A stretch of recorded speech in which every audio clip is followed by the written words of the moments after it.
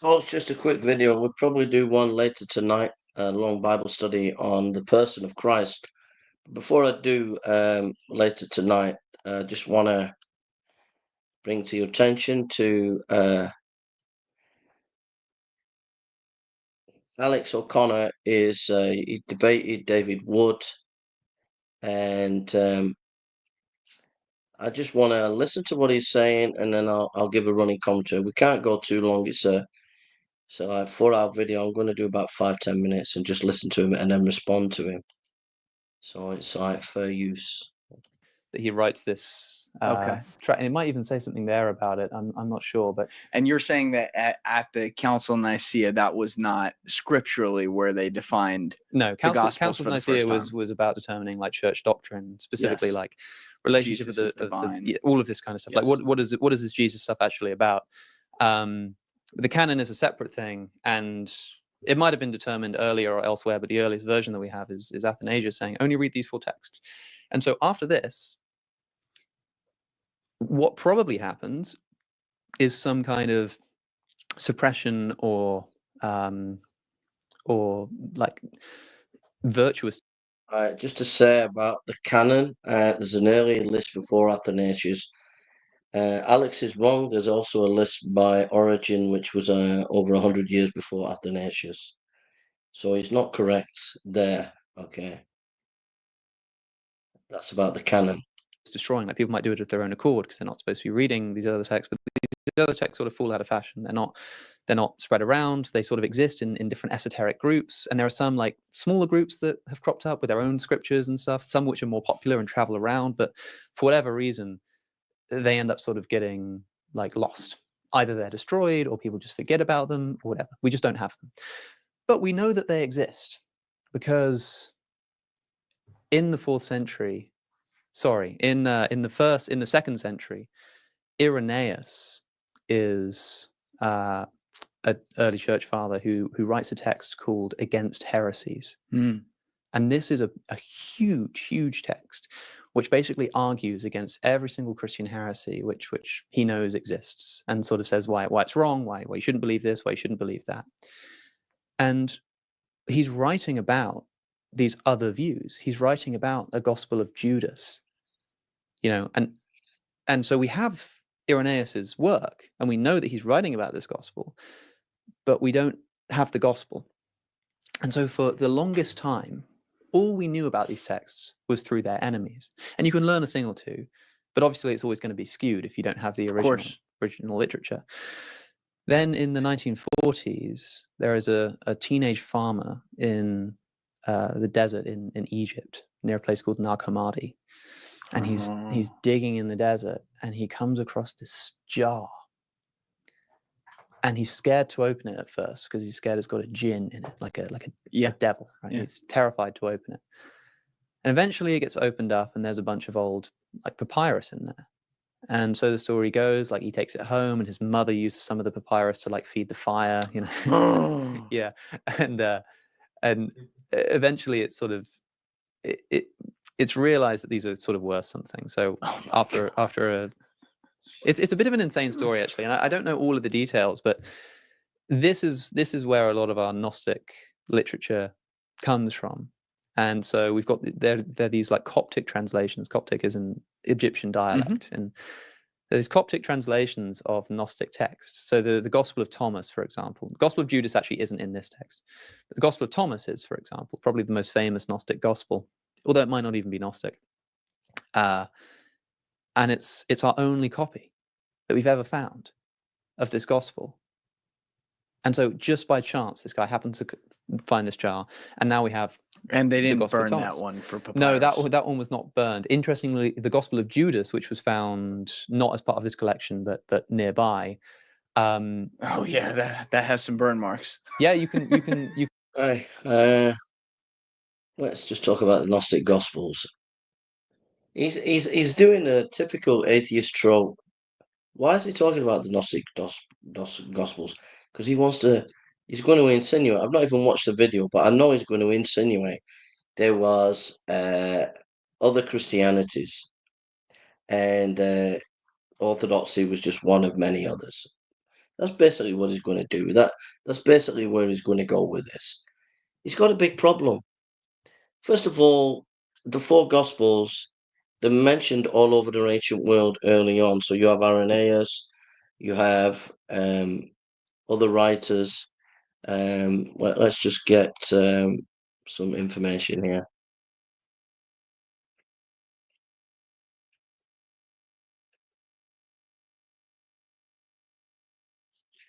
Just get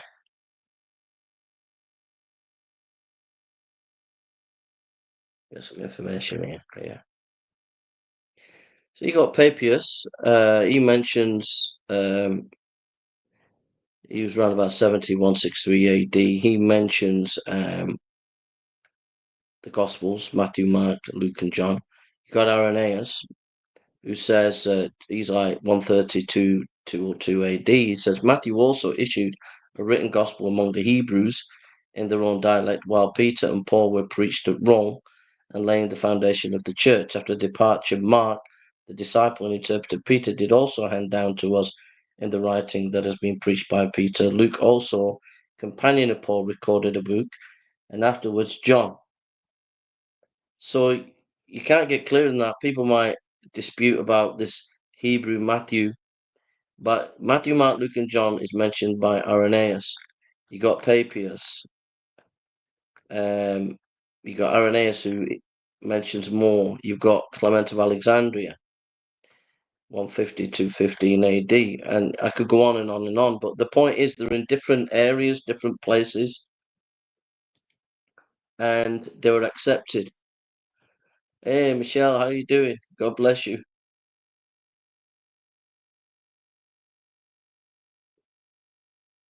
Nice to see you, sister. So the early Gospels, Matthew, Mark, Luke, and John, are mentioned early.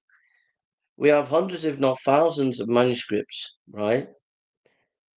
And some of them going back to the first century, like parchments, which you can see one in Ryland's Library in Manchester. Now, the Gnostic Gospels quote, like he mentions Gospel of Thomas, they all quote the four Gospels, showing you that they saw as authoritative the four Gospels. So, I mean, this smashes, destroys any kind of conspiracy theories that Alex is going to bring up. It demolishes it, and people know about the Gnostic Gospels. So I mean, what it's like? Oh, we found these Gnostic Gospels, and as if like nobody ever knew about it till Alex O'Connor mentions it. The guy's way out of his depth when he's talking about canonicity, when he's talking about the Gnostic Gospels. This guy's way out of his depth. You can see, look at that. So look underneath. See that one down there? That's the Gospel of Judas, right? So this is found in a different. I think it's found nearby, but it's not found in the Nag Hammadi library.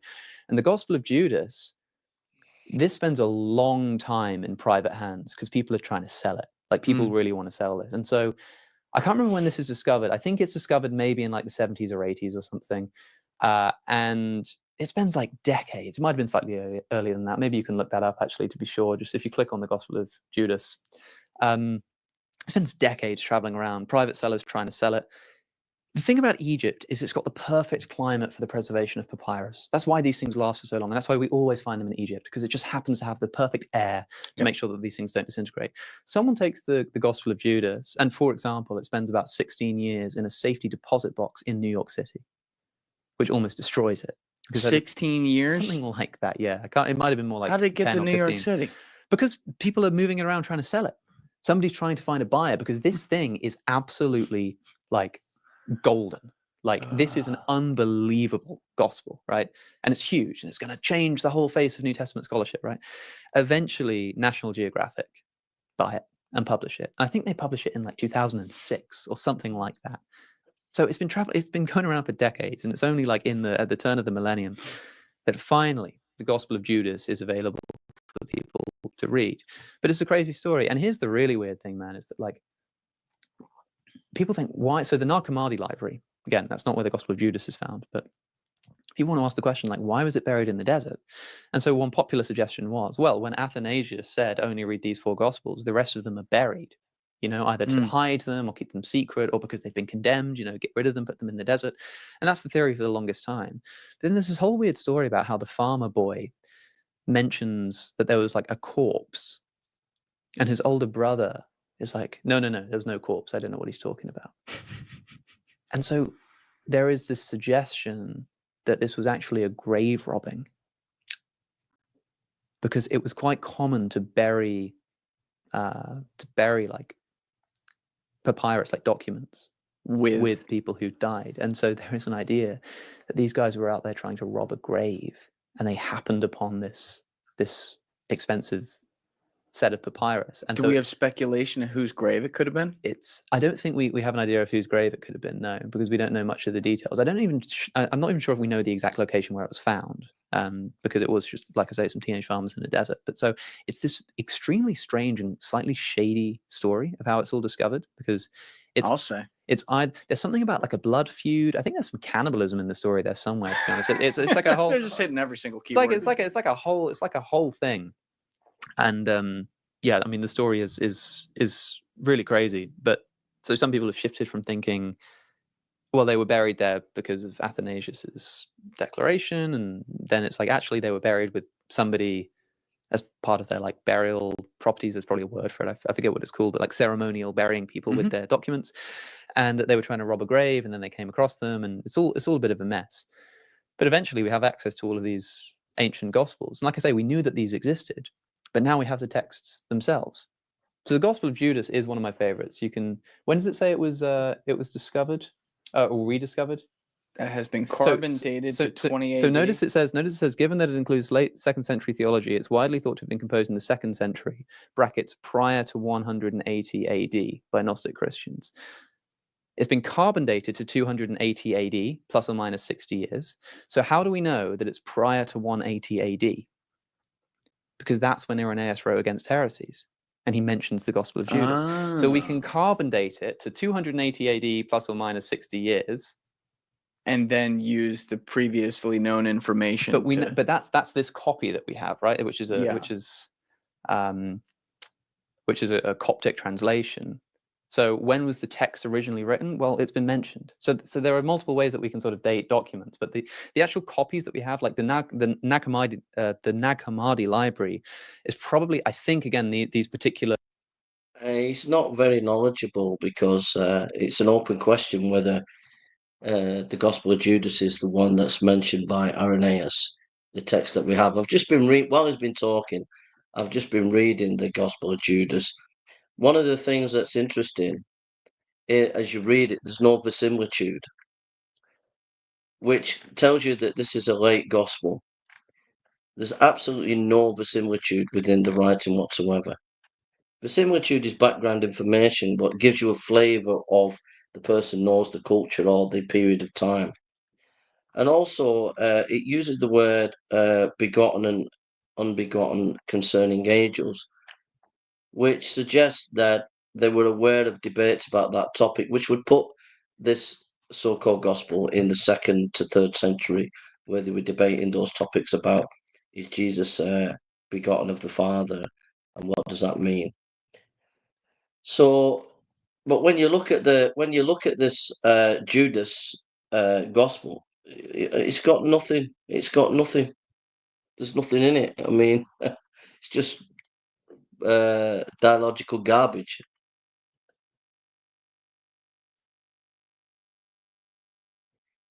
So, yeah. So I mean, absolutely rubbish, really.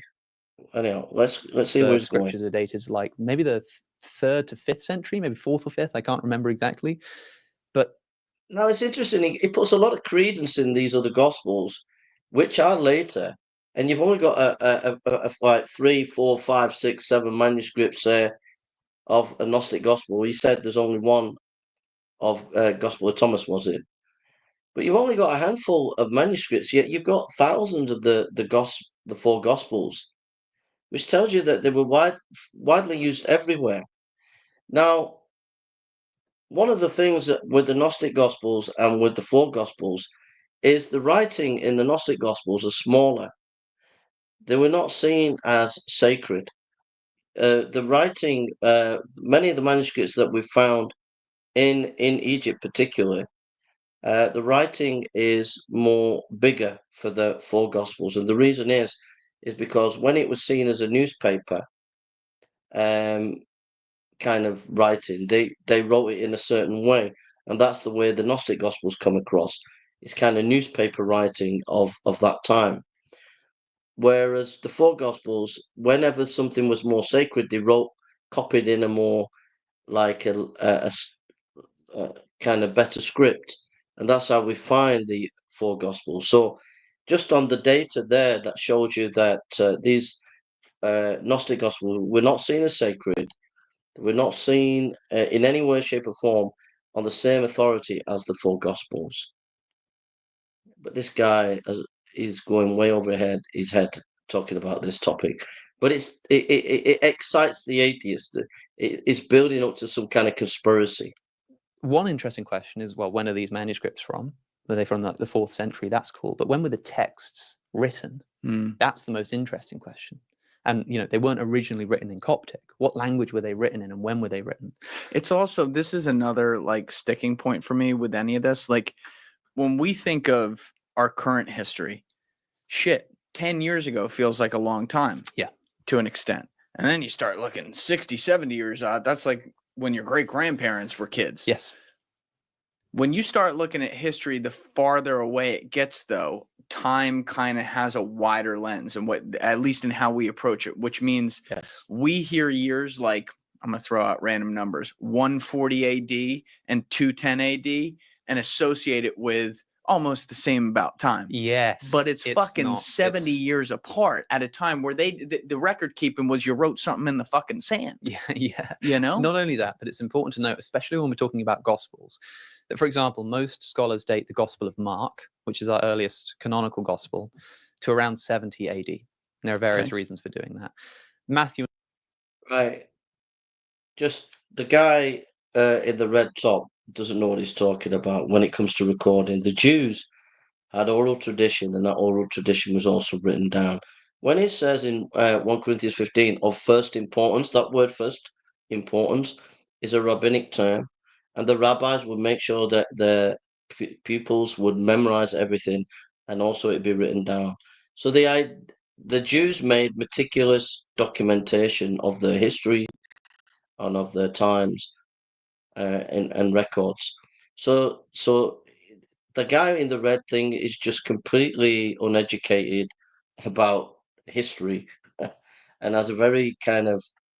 Now, when it comes to the dating of the Gospels, you could date the Gospel of Mark to 60. There is a papyri that Thiessen dated in the Gospel of Mark, which puts it, we could put it back even to the 50s, but scholars disagree with it. But there was a part of Gospel of Mark found in the Dead Sea Scrolls in that area, and but scholars don't like the fact that when it's carbon dated, it can seem to go back to the 50s.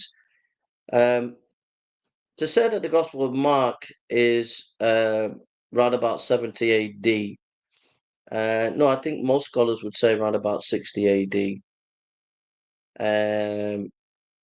And Matthew and Luke before 70 AD, and then the Gospel of John maybe 90 AD. But I would say they all are way before 70 AD. And one of the reasons is not one of them mentions the fall of Jerusalem, which would absolutely have been mentioned if those Gospels were written after. Even the Book of Acts was written before 70 AD, because the Book of Acts would have mentioned the fall of Jerusalem, but it didn't. So yeah, there was a guy who was a liberal guy called Robertson, I think A.T. Robertson. Let me just get it. A.T. Robertson, New Testament.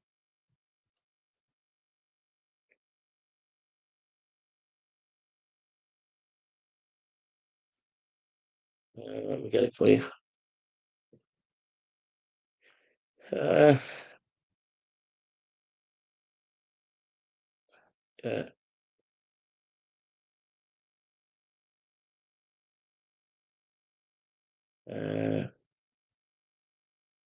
Is it A.T. Robertson? No.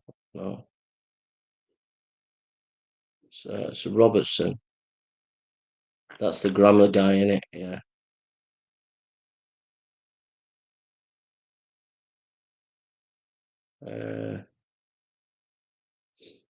Yeah. No. There's. I'll get the guy.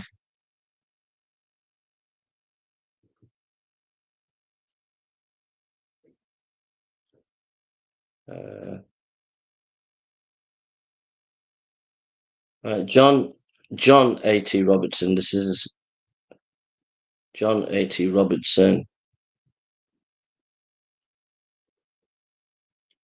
He wrote a book on the date of the New Testament. I mean, this guy was a liberal scholar. So you can let me just give you the link there.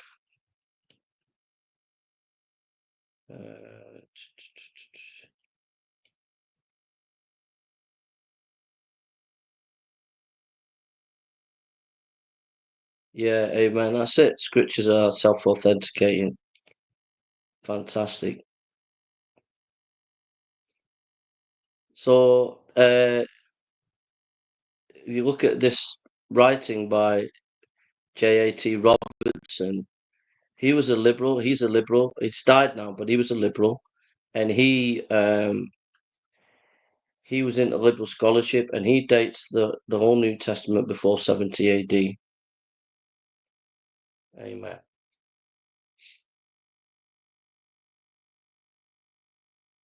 So let's continue.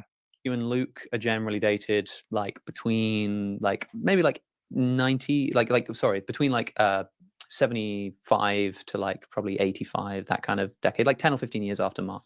And they say Christ died in like around 33 around 30, AD. 33 AD, yeah. And so John's gospel is then probably between like 90 and 100 AD.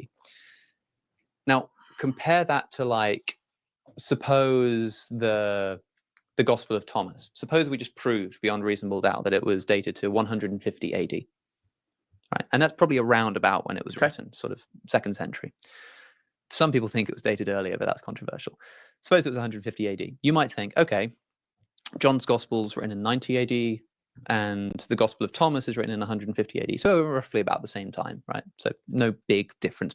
What he doesn't know is all these Gnostic Gospels quote the 4 Gospels in some way. So, like, say one of them will be quoting Matthew or another will be quoting John. So it's obvious that these Gnostic Gospels were rooted and based on the 4 Gospels. Between them. But in this context, that could be the difference between like an eyewitness to the events of Jesus's life still being alive and still being dead. Yes. Like if Mark 100%. is written in 70 AD, that's still like 40 years after Jesus dies. Yep. But 40 years is a short enough time.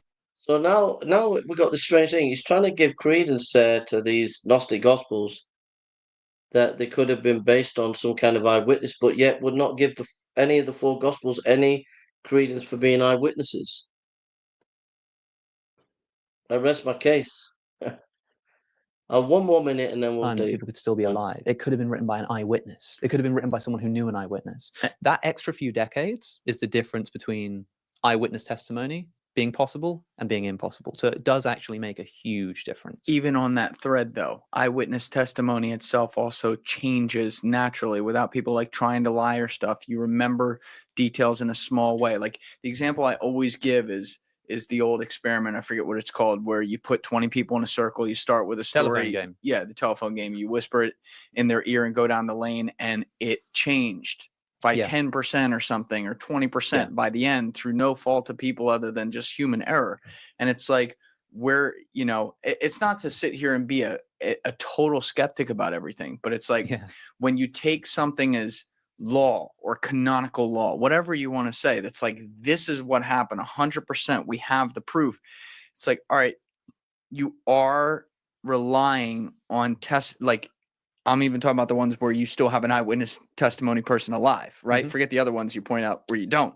Yeah. You are relying on the word of flawed human beings, which we all are, to assume that everything that was said is how it is. And we even see that some of these people are coming. Well, everything's based on testimony. Basically, all knowledge is based on some kind of testimony. When you write a scientific paper, you're giving a testimony as to that you've done it accurate. So testimony is the basis of how we communicate, how we know, and you have to give the benefit of the doubt unless there is something that indicates they are not trustworthy, you know. But what the atheists do, and a lot of modern scholars, they come with a hyper skepticism to the four gospels. Like if you notice, Alex O'Connor, he will come to the four gospels with hyper skepticism. But when it comes to these Gnostic Gospels, he's not got that hyper skepticism. Why? Because it suits his agenda. And a lot of these scholars are like that. They will come to the Gospels with hyper skepticism, raise the bar of, oh, you've got to bring evidence up to this bar. But when it comes to other literature, when it comes to the Gnostic Gospels, they bring the bar down, or we only need a certain amount of evidence. But one of the things that smashes all this Gnostic Gospel stuff is that there's no verisimilitude in the two Gospels that is mentioned, Gospel of Thomas and the Gospel of Judas. There is no verisimilitude. What do I mean? Is when you read the Gospel of Matthew, when you read the Gospel of John, when you read the Gospel of Mark, when you read the Gospel of Luke, you get a feel for the culture, you get a feel for what it was like then. You get a feel. It mentions birds, trees, it mentions certain seeds at certain areas, certain towns, villages, certain landmarks that are there that only someone who's visited would know that they are there. And when you read the Gospel of Judas, when you read the Gospel of Thomas, it's as clear as day. There's no verisimilitude. There's no background. These are not early eyewitness sources in any shape or form. They're quoting from the four Gospels, so that's end of debate anyway. But at the same time, there's no background information within them, so they're obviously late date. Yeah, and that's the main thing, there's no testimony of the Holy Spirit. And the language is not akin to how Jesus spoke. There's crazy theology in these things. I mean, I think Gospel of Thomas said Jesus was a woman or walked like a woman or looked like, no, Jesus looked like a woman, like crazy stuff. And there's Eastern philosophy, there's Greek philosophy wrapped up within these Gnostic Gospels. So there's a lot there. Anyway, I don't want to go on anymore. I think I've given. So I hope I've shown that Alex is out of his depth. Yeah. So anyway, I think with Junior, we're going to be doing a study later. If he's got in touch, let's see. I think 9 o'clock UK time.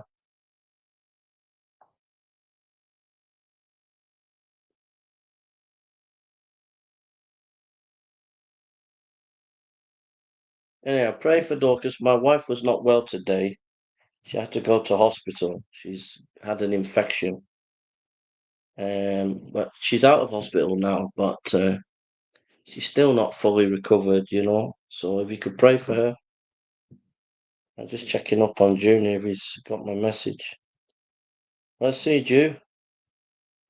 Come on, Jew. Dorcas is home, so that's good. She's got home. Junior, where art thou? I don't think he's got the message, but whether he gets the message or not, we'll do a study later tonight on the person of Christ. So yeah, so it's interesting what Alex is trying to do.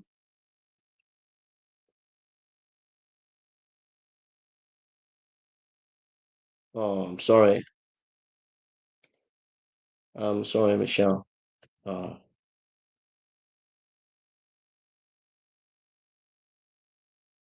Sorry, sister. Dorcas will be praying for you. She does ask about you from time to time, Michelle. So I forgot what I was going to say.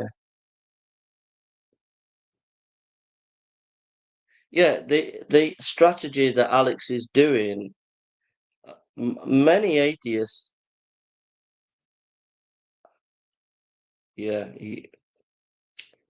many atheists over the last, I've debated like hundreds, if not thousands, on the internet over the years. Yeah, I'm not exaggerating.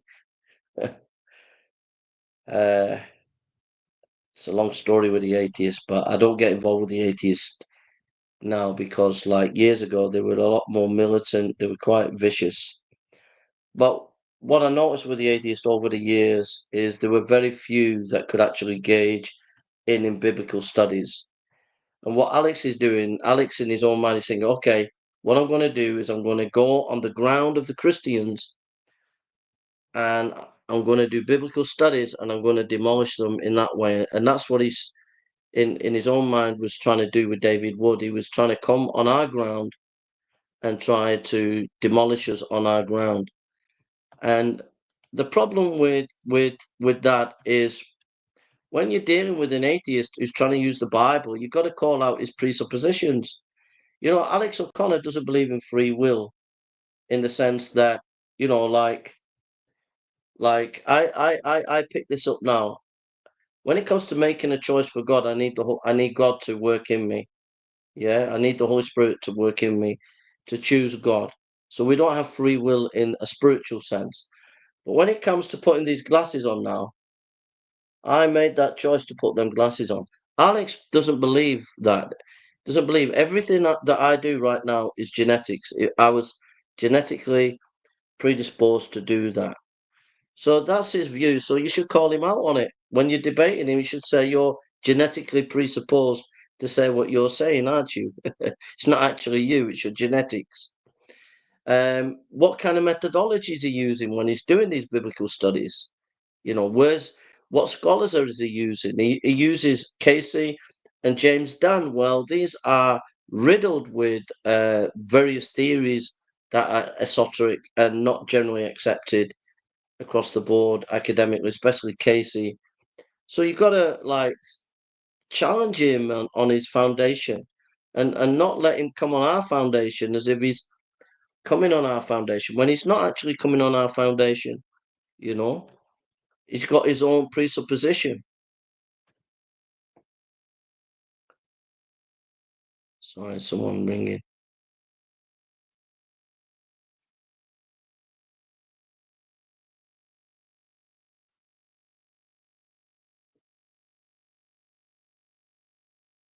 I don't know if it's Russell. He's got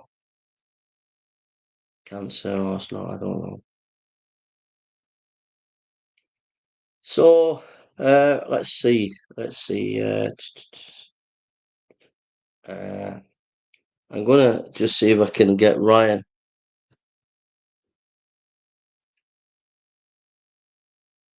I don't know if it'll come out.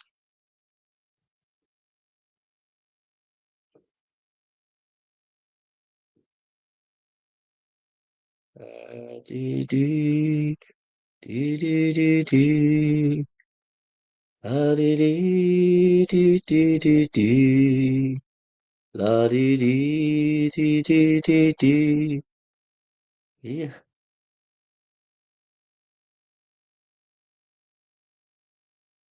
There's some noise. Or it's a computer. I think he's not around. So anyhow, I was gonna message Ryan.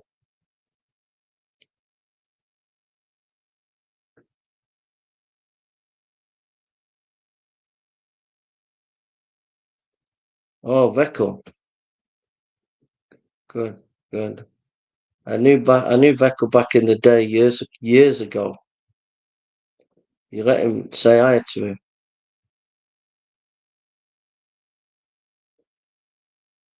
Yeah, I've known Veckel a long time, but I've lost touch with him. I haven't talked to him for a while. He just popped on like for a second, and then he pops off. So the computer's blowing a bit of wind, I think. So yeah, so that's his tactic is to try and use biblical studies, but what he doesn't know. Thank you. I don't know if anybody wants to come on.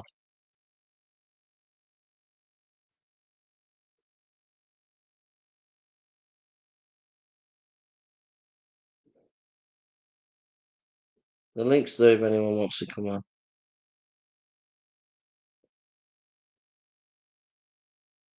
Thank you.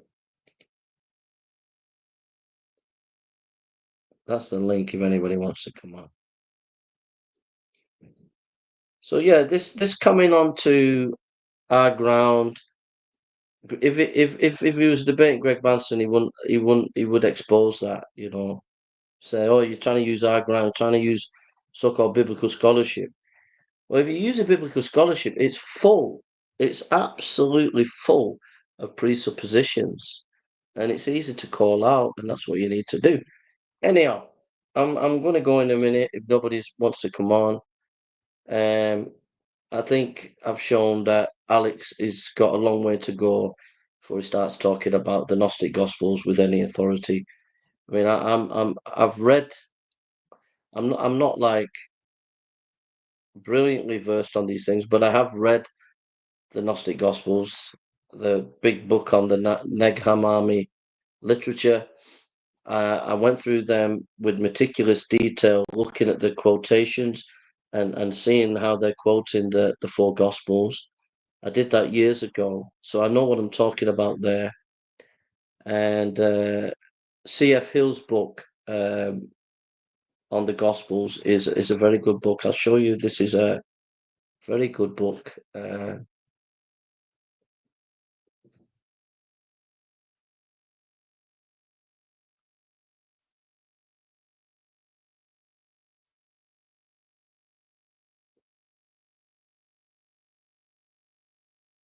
Yeah.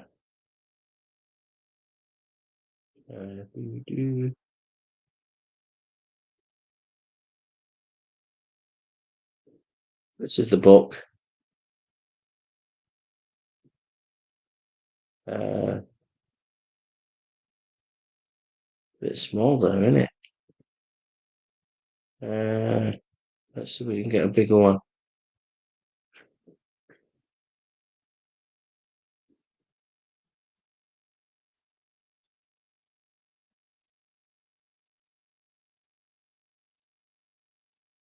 Now we're talking. Right, this is the book. I've got it now. This book's really good.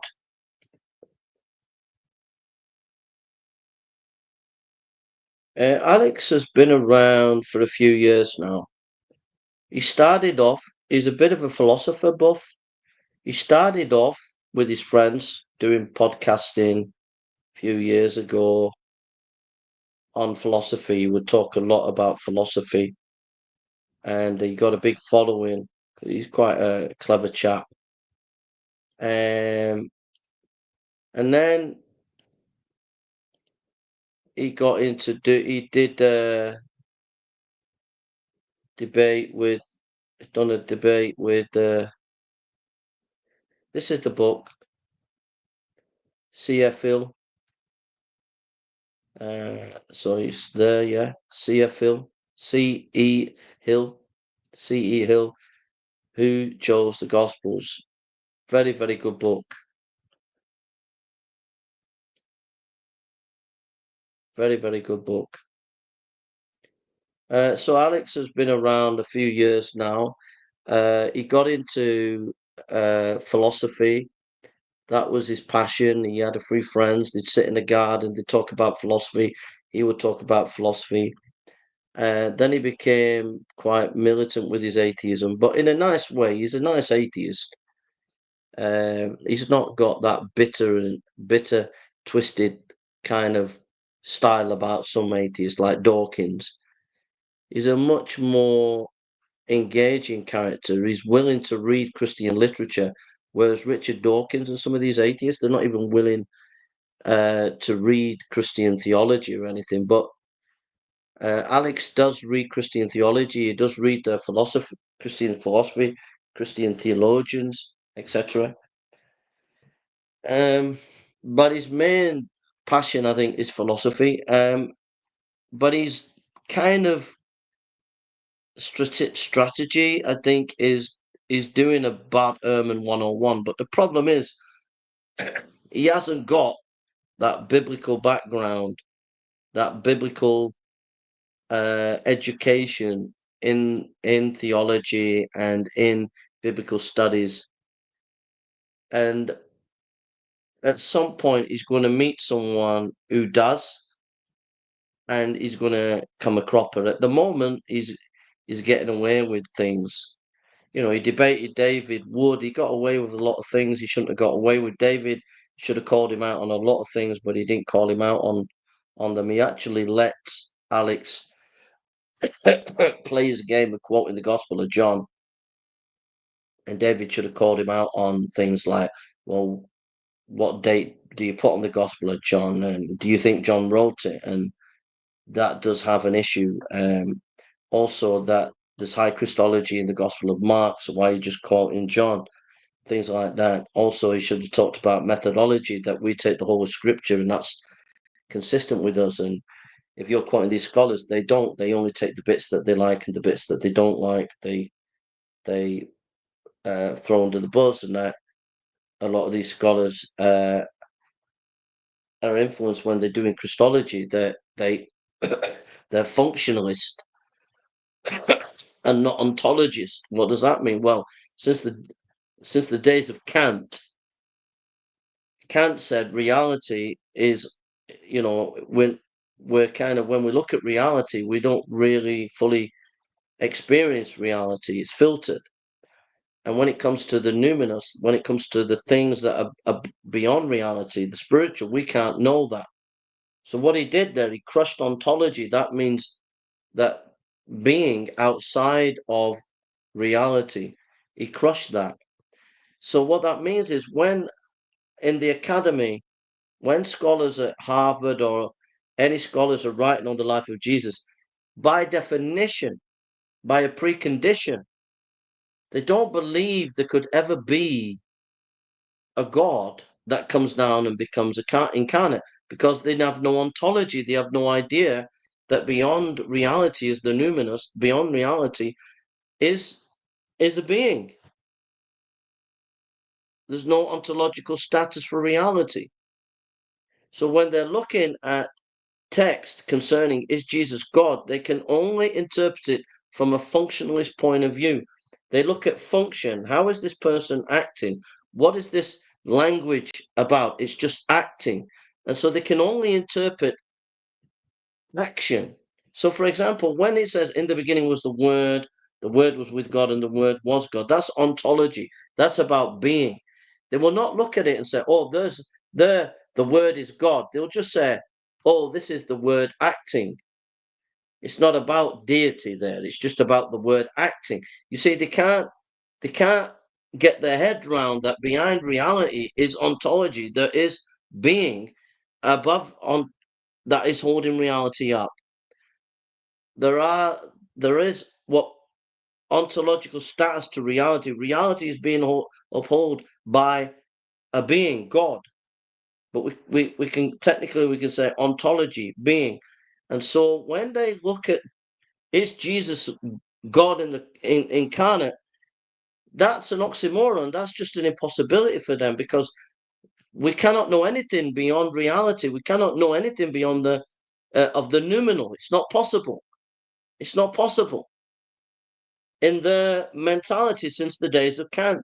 So when they look at is Jesus God, it's not even a question for them. They're going to just say, right, this bit is, oh, he turned bread into wine. Oh, that's just That's just a prophet, and they miffed it up a bit. Do you see what I mean?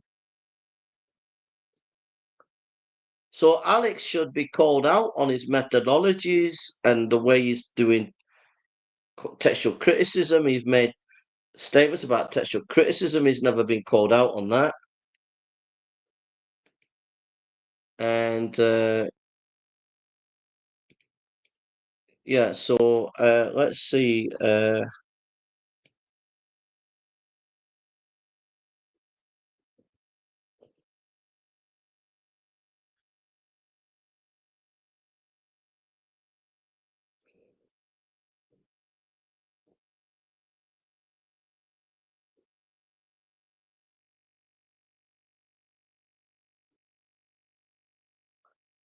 This is a good site for reform books.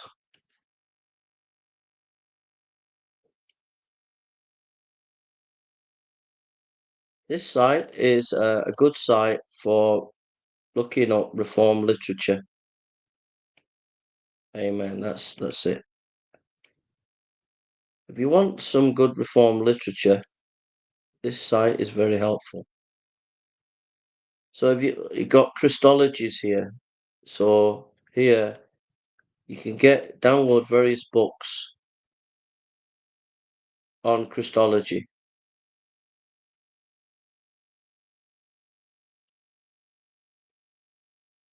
It's a very good site for reform literature.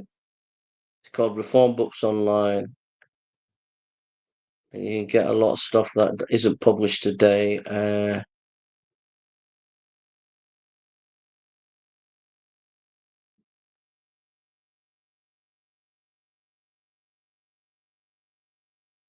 Excuse me.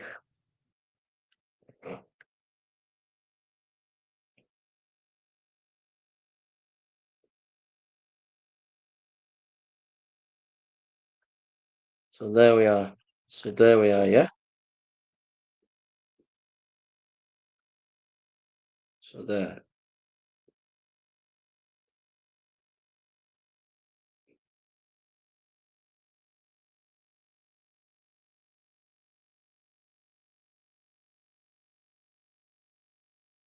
Okay. I'm gonna go. I'm gonna close in prayer. I might come late. Well, I think at 9 o'clock later. What time is it now? It's getting there now, isn't it? 7:42. In an hour's time, I will be doing a study on the person of Christ. So you need a notebook for that. You'll need a lot of to take notes because there'll be a lot of scriptures being passed about. So I'll see you later. Bye, Michelle. Bye. Anybody else who's come on? There's a chap, Old Spec, and anybody else. I'll just send the link out just for 1 second. If anybody wants to come on quick. I'll send the link out just for 1 second. I'll just wait for 1 second if anybody wants to come on about the topic in hand. So today we've looked at the Gnostic Gospels. The site for ancient right reading and that is here.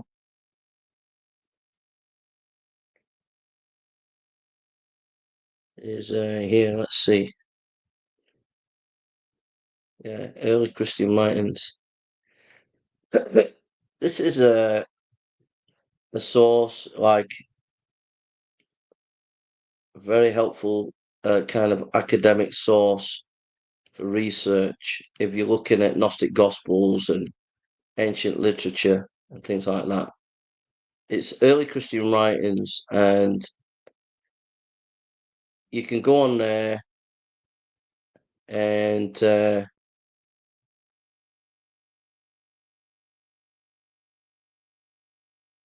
you can look at any literature, and then you just press on it and it'll give you the scholarship for and against.